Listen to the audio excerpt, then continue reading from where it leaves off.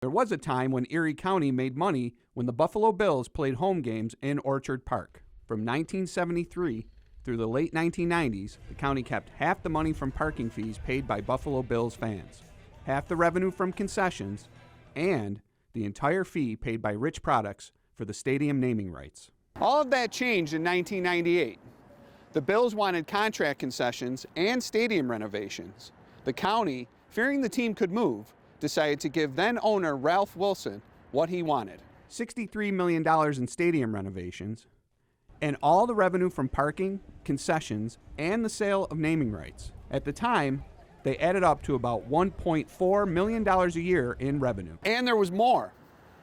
The county agreed to pay for maintaining and operating the stadium. It also agreed to pay for game day expenses, things like ushers, ticket takers, and security. In total, the county, which is to say taxpayers, took on an average of $6 million in expenses annually during the 15-year lease. Today, the county and state are picking up expenses that total $13 million a year. What are the odds that the Bills are willing to give up any of those contract concessions as they negotiate terms for a new stadium? Erie County Executive Mark Poloncarz, in his book about the lease negotiations in 2013, wrote that Bills officials were dead set against giving up any of the concessions granted in 1998 by then County Executive Dennis Gorski. It's not unheard of for there still to be revenue sharing, and it comes up here and there sometimes. But it's definitely something that NFL team owners are much more eager to do away with.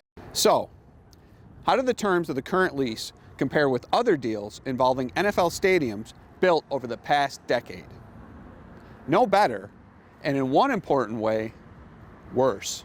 It's not much worse than a lot of the other leases out there, but given that the average lease is pretty bad, that's not really a compliment. 4 stadiums have been built with the help of taxpayer subsidies. In every instance, the Raiders in Las Vegas, the Vikings in Minneapolis, the Falcons in Atlanta, and the 49ers south of San Francisco keep all the revenue from parking, concessions, and naming rights.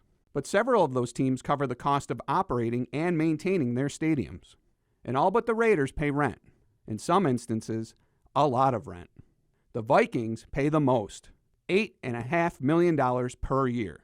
By contrast, the Bills this season are paying a tad over $900,000. It really is going to come down to whether the elected officials who are negotiating this are more interested in getting a good deal or in getting a deal. For Channel 2 News, I'm Mark Scheer with Investigative Post.